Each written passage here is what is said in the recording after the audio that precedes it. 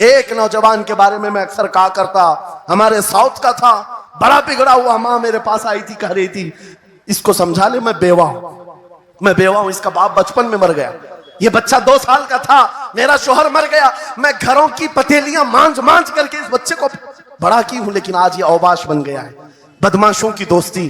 میں نے اس نوجوان کو بلایا تھا، اپنے قریب کیا، سمجھایا، اللہ نے اس کو سمجھ دے دی۔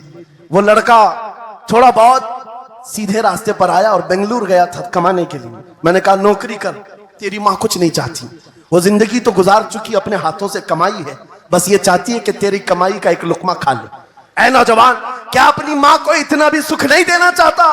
گیا تھا کمانے کے لیے۔ میرے عزیزو، آج بھی وہ موجود ہے، آج بھی ہے۔ وہ کمایا، مہینہ بھر گزرا تھا یا 2 مہینے، اپنی تنخواہ لے کر کے وطن واپس آیا، اپنے گھر کے پاس جس دن وہ پہنچا تھا، گھر کے باہر بہت بھیڑ جمی تھی۔ لوگوں سے پوچھا اس نے تو پتا چلا اس کی ماں آج ہی صبح انتقال کی۔ اللہ اکبر۔ وہ پیسوں کی گڈی لا کر کے جو کمایا تھا 1 مہینے 2 مہینے کی تنخواہ ماں کے قدموں میں رکھ دیا۔ بہت رویا۔ یہ بات میں تقریروں میں اس لیے کہتا ہوں، اس نے کئی بار کہا مفتی صاحب نوجوانوں کو صرف اتنی بات کہیں، میں اس عذاب میں روز مرتا ہوں، میری ماں زندگی بھر لوگوں کے جھوٹے مانج کر کے مجھے کھلاتی رہی اور میں ایک لقمہ میری ماں کو کھلا نہ سکا۔ جس دن میں لایا تھا پیسے یہ تو دنیا سے چل پڑی، مجھے آج روز اس بات کا غم ستاتا ہے۔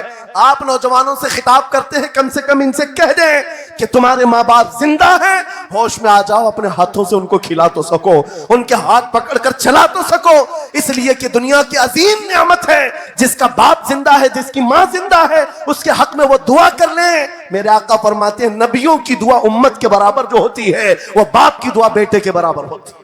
یاد رکھو نوجوانوں، ان بوڑھے ماں باپ کو آج جتنے لوگوں نے ترسایا ہے اور انہیں گھٹ گھٹ کر جینے پر مجبور کیا ہے، وہ آج کی رات توبہ کر کے جائیں، توبہ کر کے جائیں، مصافحہ کریں، ان کے ہاتھ چومیں۔ یہ تم سے کیا تمنا رکھتے ہیں؟ بس اتنی کہ تم اپنے پیروں پہ کھڑے ہو جاؤ، ڈھنگ کا کمانا سیکھ جاؤ۔ نوجوان کو ان کا ڈانٹنا برا لگنے لگتا ہے، ماں بار بار چلاتی ہے، باپ بار بار ڈانٹتا ہے، گھر چھوڑ کر بھاگ گیا، پھر اس کے بعد یاد رکھو اللہ تعالیٰ ایسے جوتوں پر تمہیں ڈال دیتا ہے جو تمہاری حیثیت کے بھی نہیں ہوتے، کمتر لوگ تمہیں ہانکتے رہتے ہیں۔ اس سے بہتر ہے ہمیں پیدا کی ہوئی ماں، ہمیں دودھ پلائی ہوئی ماں اگر ڈانٹتی ہے، کوستی ہے، مارتی ہے، یہ نعمت ہے۔